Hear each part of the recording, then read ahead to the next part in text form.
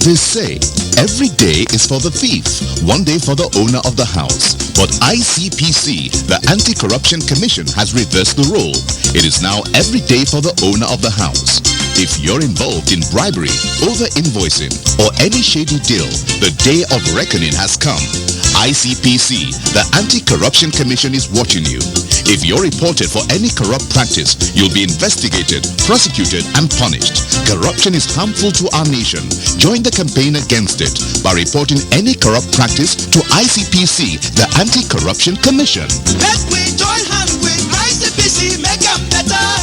Let's make Nigeria great again. ICPC, they want you. Come on, hand for corruption. Break the chain of corruption now. Don't give, don't take. This message is brought to you by ICPC, the Anti-Corruption Commission. Corruption not in my country.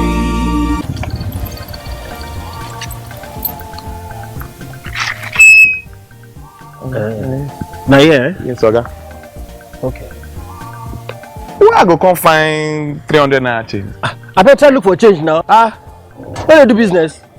Hey, Timmy. I did, bro. I be. I beg, give me 200 naira. Make I take sort out this guy. If let's say no get change.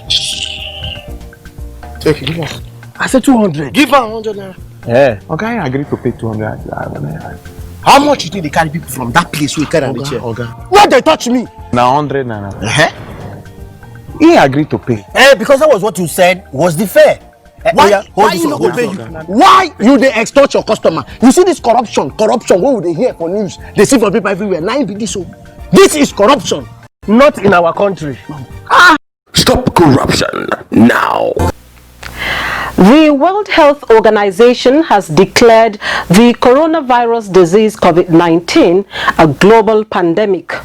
Fears and uncertainties have set in. COVID-19, just like corruption, is capable of bringing the world economy to a standstill. The global emphasis now is on how to contain this pandemic that is spreading like wildfire. Given this situation, should the anti-corruption drive lose steam? Certainly not. In fact, in the midst of these difficult and challenging times, the fight against corruption should even gather more steam. Today, we shall bring you the various measures ICPC is taking to ensure integrity in the management of COVID-19 relief funds and how citizens can report any acts of corruption noticed in the process. Welcome to Corruption Must Go, ICPC's weekly television program. I am your host, Murna Barnabas Atiai. I hope you are staying safe. Stay at home. Stop the spread of COVID-19 and don't forget to stop corruption. Before we go into our main focus, we have Ruth standing by with updates on happenings in the world of anti-corruption. It's over to you, Ruth.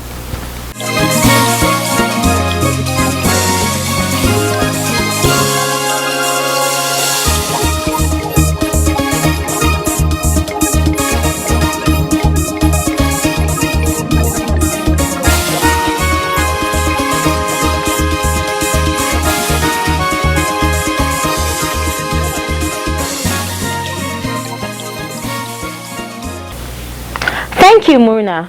Welcome to this segment on anti-corruption stories. I am Ruth Awudi. ICPC, in the execution of its preventive mandate in Section 6B to D of the Corrupt Practices and Other Related Offences Act 2000, has set up an independent COVID-19 funds monitoring team charged with the prevention of possible financial abuses that may arise in the management of the COVID-19 Special Intervention Funds. The team will monitor the disbursement and utilization of funds, donations, and other receipts mobilized towards combating the outbreak of the coronavirus in the country. The team will deploy appropriate strategy to prevent incidences of corruption that may have negative impact on the efforts of government to deal effectively with the pandemic, and its work will complement the efforts of the Presidential Task Force on COVID-19 with regard to transparency and accountability in the management of the funds. While the Commission salutes all those in the front line of battling the outbreak and everyone facilitating the national effort behind the scene, it hereby reiterates its earlier advisory to all actors in the management chain of the COVID-19 response to steer clear of all unethical and corrupt acts that could result in criminal investigation and consequences.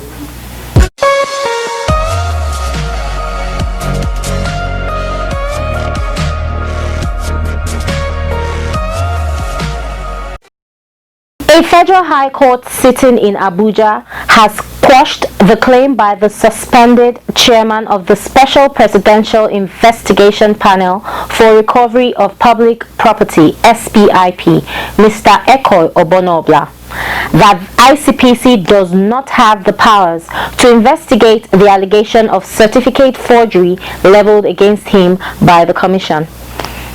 The court, presided over by Justice N.E. Maha, also in the same sitting dismissed the allegation of abuse of fundamental human rights filed against ICPC by Mr. Obonobla.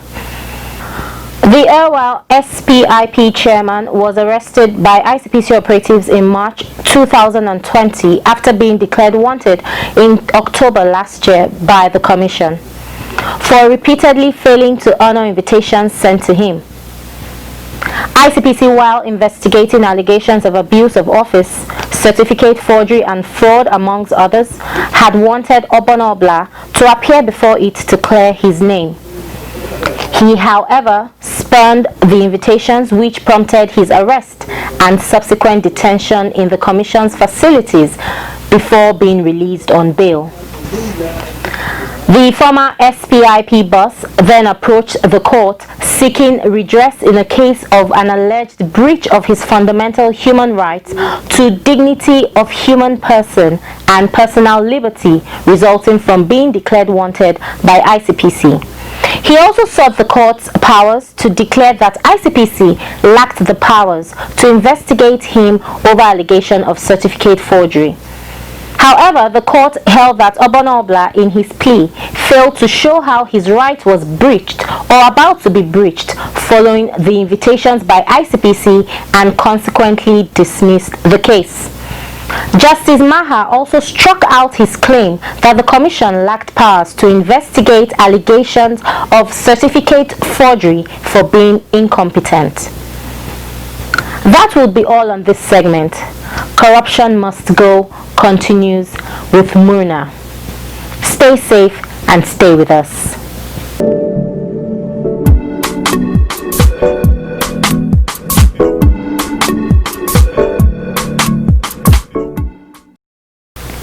If you're just tuning in, this is Corruption Must Go. Just like corruption, COVID-19 has no regard for race, color, or creed. It has struck all without discrimination. Its negative effects are biting hard on businesses and sources of livelihood: aviation, marine and land transportations, banking and stock markets, trade and investments, education, sports and recreational activities, to mention but a few, have all been grounded. The federal government of Nigeria is trying to contain the spread of the disease, has had to set up the Presidential Task Force on COVID-19, which has received special intervention funds, donations and other receipts to carry out its mandate. ICPC spokesperson Rashidat Okodwa MNI speaks on the measures the Commission has put in place to prevent possible financial abuses in the work of the task force and other efforts by the Commission to stymie corruption at this time of a pandemic. Stay with us.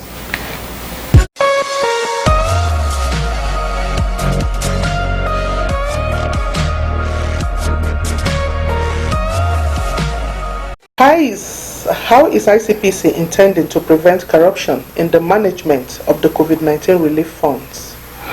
Thank you very much for that question, but I'd like to take it from another angle, from the angle of what ICPC has done and is doing to prevent corruption in the management of the COVID-19 funds, not what we are planning to do, because we've already started doing something.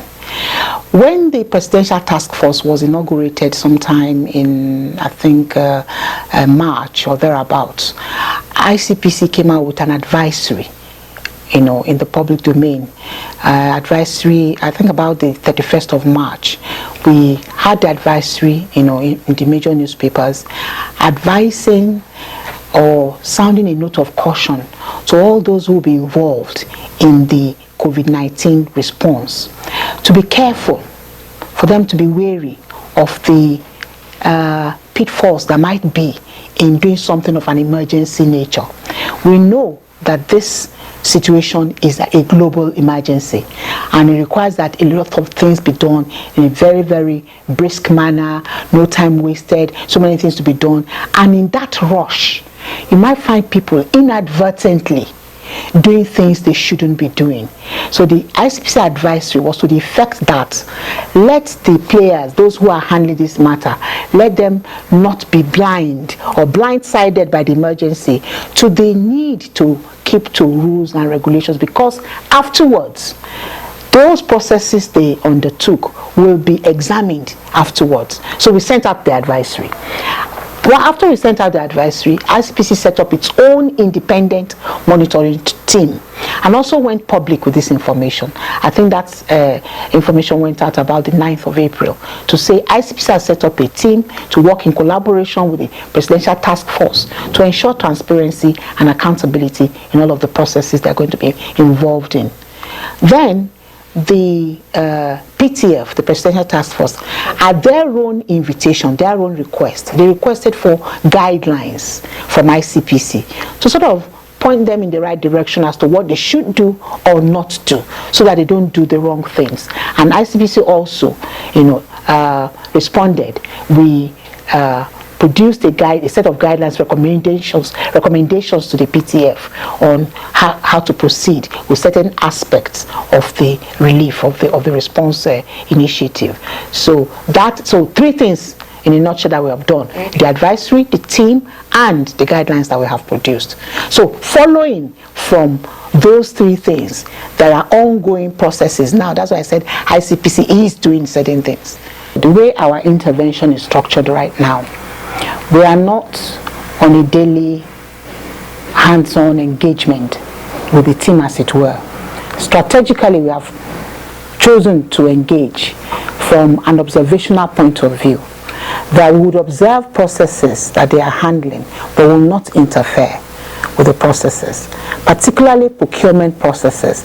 Our officers, our monitoring team will engage with the Presidential Task Force at that point in time when they are doing procurement, so that we can be sure that the extant rules and regulations are being followed. But talking about, but that's not the issue of the response. Is not limited to what the team itself is doing. There are other aspects of the response whereby larger numbers of people go out to go and distribute palliatives, or they engage with this conditional cash transfer and whatever else needs to be done by the larger community of frontline workers. As regards that, what ICPC has done is to publicize its toll-free line. And I'll give the toll-free line number, total number now. It's toll-free. When anybody calls it, it gets them into ICPC immediately. It's 0800-2255-4272. You can make a complaint. And if we are not at work, when people call and we're not at work, we retrieve the number that has called and we call the person to find out why they have called. The cost of the COVID-19 pandemic can be very large. Therefore, the response to it too should be large enough to contain it without being sabotaged by corruption.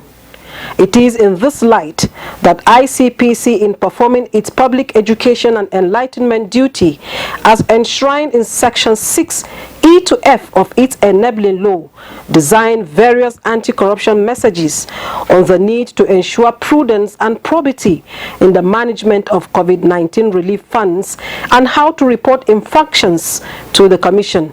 Okodwa speaks further. Apart from that guidelines that I told you that we have produced and developed for the immediate team to work with, of course, you know there is a lot more persons involved in the response. There are those who distribute palliatives, there are those who man the lock points area, the lockdown points on the roads, and so on and so forth. So what has ICPC done in enlightening them about what they should do or not do?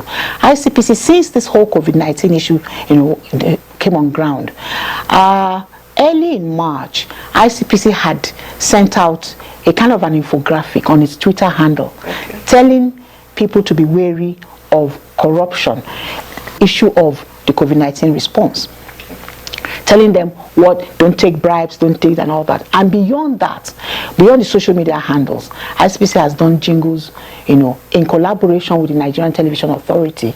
We have done jingles that air at periodic intervals on the television, as well as radio jingles that we have placed also in collaboration with the National Orientation Agency (NOA), that is played across all the radio stations that NOA has relationship with. That the PTF actually, because NOA told us that they are on the PTF team for public enlightenment. So all these are jingles about don't do what is wrong in all of this. Even the responsibilities of the citizens themselves, because it's one thing to expect accountability, transparency, probity from government. It's another thing for citizens themselves to behave properly. If we are talking about bribes on, at lockdown points, at road, at the road blocks, it is because there's sometimes it's not even the people who want to ask. It is the citizens who are offering to give them something so that they can go. Why, for example, would a citizen go against the lockdown rules? Why would the citizen not stay at home? So beyond telling the people involved in the direct COVID-19 response, we are also enlightening the citizens on their own roles, the roles they need to play as citizens to make sure the efforts work. So we're on radio, we're on television, we're on social media handles. Wow.